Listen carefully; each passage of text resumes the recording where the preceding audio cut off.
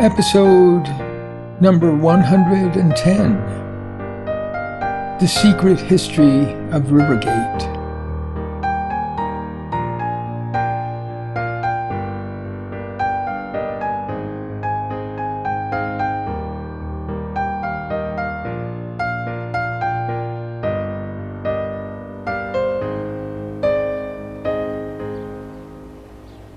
Sonny's voice had fallen to a whisper. Abby was thinking, he can't really believe we can be overheard. He must be teaching me a lesson about what to never say. Let me quickly review the history. We know that much of the Half Moon Valley was sold to the Georgie family over 160 years ago, cheating those who already lived here. They, in turn, sold off parts of it to the Owens family, who apparently swindled them out of most of what remained. Many people were forced off the land, as you know. Sonny looked up into the distance and saw no one and went on. Oh, that's an old story. You've heard it before. But of course, a remnant of us remained in Hidden Valley, the forest, and the marsh. For many generations, we worked quite well with the Georgie family, who were willing to learn. You probably heard many things from Wendy and Chi-Chi, who are part Georgie on their mother's side. So things went well with the apple orchards, and the people grew in number, until, suddenly, the great disaster came. The tragedy of 1941, with the burning of the dwellings and the death of many. Julie Georgie, pregnant with twins, went into labor and died giving birth to Wendy and Chi-Chi. Those who escaped went into hiding or fled to Rivergate and the West Isle. I have been thinking and dreaming today. The life that I once lived is flowing away. The streets are all haunted by people I knew. We're no longer the same after what we've been through. And they're gone.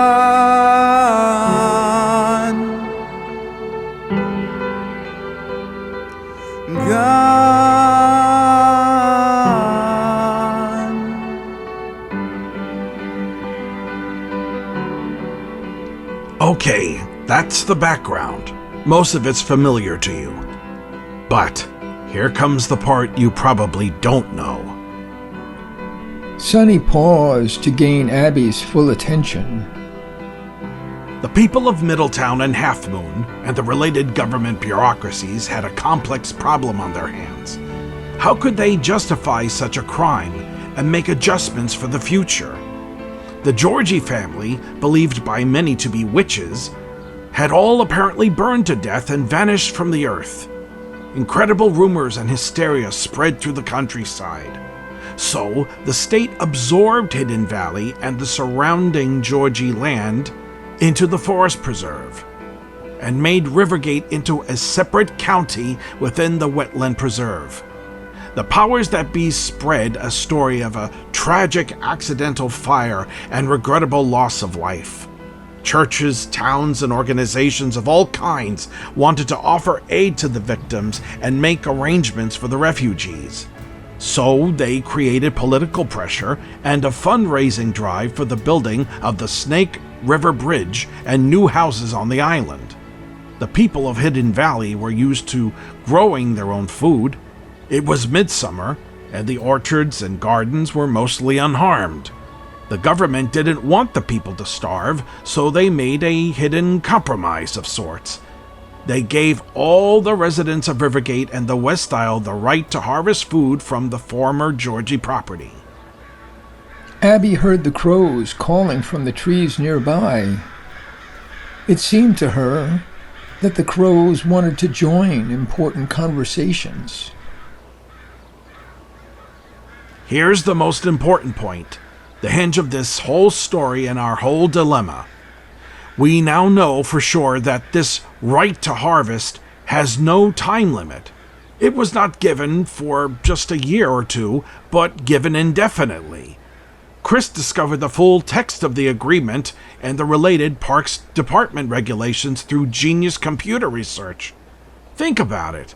The residents of Rivergate, all of us who live here, have a right to harvest throughout much of the forest preserve. Why then, you might ask, are we so careful to hide our activities? Because we have long been unsure exactly what this right includes. And even now we can see that the wording is extremely vague. Harvesting is allowed, but what about planting, farming, or even residing in Hidden Valley? I never understood this. The picture of her world grew and grew in her mind, filled with astonishing details. But Sonny warned her. It has its good side and bad side. So far, for more than 80 years, the Parks Department has quietly allowed planting and harvesting, and we've been extremely low profile. Only a handful of people have ever heard of this arrangement, and the rules have never been tested in court. No one has yet dared to expose the crimes of the past to a close examination. They covered up the past with this vague compromise, and it's been in our interest to leave the terms of the agreement as quiet as possible. We'd rather make up our own interpretation of the rules as we go. What good is harvesting if we can't cultivate the orchards and gardens, and even have a few people reside there? Well, of course, we do harvest wild nuts, berries, and many other foods. And for years we've maintained a close alliance with the Parks Administration in Half Moon, a win-win for us both. In addition, Reverend Tuck, Pastor Banks, Bishop Beckett, and the farming community have been united in supporting our cause, using their influence with the governor, who is afraid to provoke the anger of the churches in their communities. This situation is, of course, a thorn in the side of Milton Morphy. You probably know his grandfather lost his job as minister for his role in the disaster. Morphy is obsessed with this history, and he wants to finish the job his grandfather started. Sonny leaned toward Abby and looked her in the eyes. And we are vulnerable to one potential catastrophe. If we abandon Rivergate, if Rivergate and the West Isle no longer have any residents, then our rights to Hidden Valley and the forest no longer exist, and all obstacles to selling mining rights to a Morphy company for a huge sum are cleared away. Gone, gone, all gone. Abby was speechless, overwhelmed. She was thinking. Of course. That explains everything. Well, almost everything. She looked up at Sonny. But what about the Georgie title to the property? What if the existence of living descendants could be proven, and an original document presented in court? Wendy and Chi-Chi and Teresa, too, as a sister by blood, are still alive. Suddenly, Sonny turned his head and listened. Shh, I hear footsteps. Let's change the subject. But you should know, there's no such deed in the files of the county clerk or any other place we've looked. We've been searching for a very long time. Up the path from the river, a man appeared, carrying a long object like a pole wrapped in cloth. Abby? Abby! He ran forward, and Abby stood up. In a moment, he embraced her. He held her by the shoulders and gave her a long look. He was breathing hard after his climb up the hill. Abby was thinking, why is he so out of breath? He's lost weight, and his cheeks are hollow. And he probably thinks I'm too skinny. And could that be the mapstick he's got? They stared at each other. A brief flash of sunlight was immediately covered by thick, dark clouds moving across the sky. Chris stood inconspicuously to the side, fussing with his new phone, and he suddenly turned to Sonny. Hey, it's an email from the River City News. They're asking you to comment on the bridge closing and Governor Palmer's plan to, quote, relocate the residents of Rivergate County. Sonny smiled. Aha, that's perfect. I was hoping for this. Invite them to send a reporter to visit us. Let someone tour the island, take pictures, and speak to me in person. In brief, state that our situation is misunderstood. We are just fine the way we are. There is absolutely no need for state intervention. Let them come and see for themselves. Got it. He turned and walked to the shanty. Oh, and bring a pitcher of cider and mugs, please. Sonny turned to Abby and Dennis and waved to the empty chairs. Here, take a seat. Have a cup of cider with me. Abby and Sonny kept glancing at the faded green cloth wrapped around a thick pole that Dennis had leaned up against the table. Dad, I recognize that old green material. At least I think I do. Is that the mapstick? Dennis untied a few pieces of twine and slowly unrolled a long strip of velvet-like cloth. It revealed a brown wooden staff, over 5 feet high and 6 inches around. The wood glowed with a faint blue shimmer. Intricate carving extended from top to bottom. Abby was thinking, I haven't seen it in years. It's so strange for it to be here. Sonny was deep in thought. Time went by. Dennis could not sit still. He shifted in his chair, clasped and unclasped his hands, leaned back and leaned forward. Chris set a tray with cider and mugs on the table. Abby poured and passed the mugs around. Chris looked at Sonny. Junior wants me at the open gate. Something about the event tonight. Go ahead. We'll meet you later. Chris hurried off. Sonny looked up at Dennis. So, can I look at that? Dennis stood up and carefully handed him the staff. Oh, it's precious to me. An old heirloom of my family. I need to speak to Abby about it today. You can help us. I have made a decision. That's why I'm here.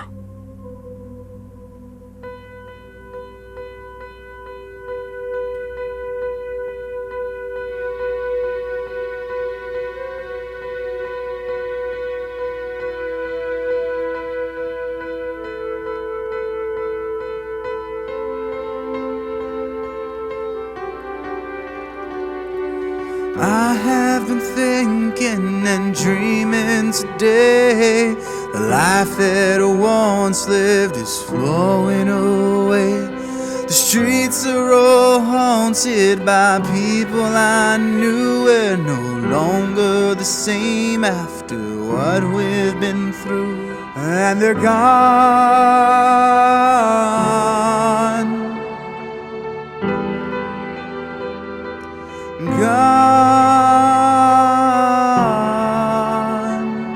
How can we hang on to the people we love?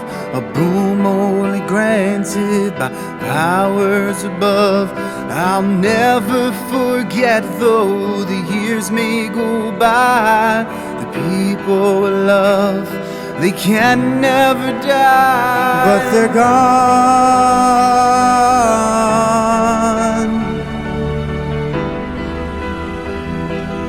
Gone.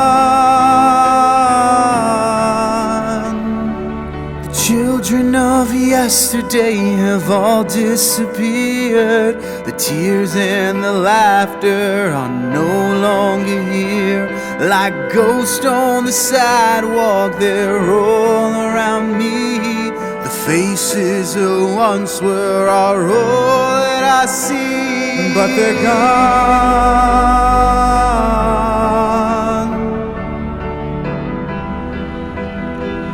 Gone. I feel like I'm standing alone in the rain, waiting for something that won't come again. I call out for someone who's no longer here. The rain keeps falling like so many tears.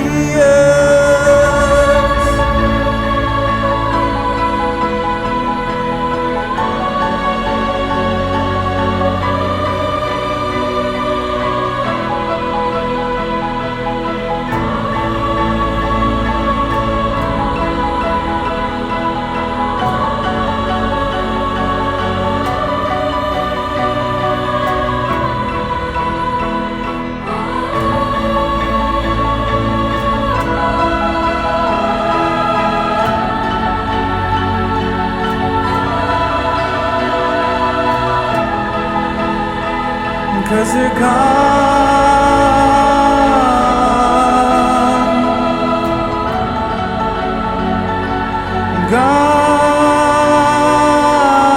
gone,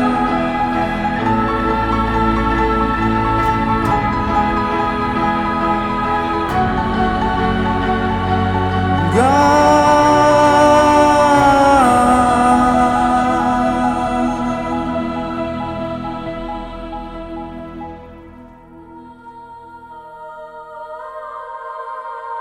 Thanks for listening to the Protectors of the Wood Adventure Series. Find all our projects on protectorsofthewood.com and support us on Patreon at Protectors of the Wood. And to all the eco warriors out there, remember that everyone can make a difference and every action counts.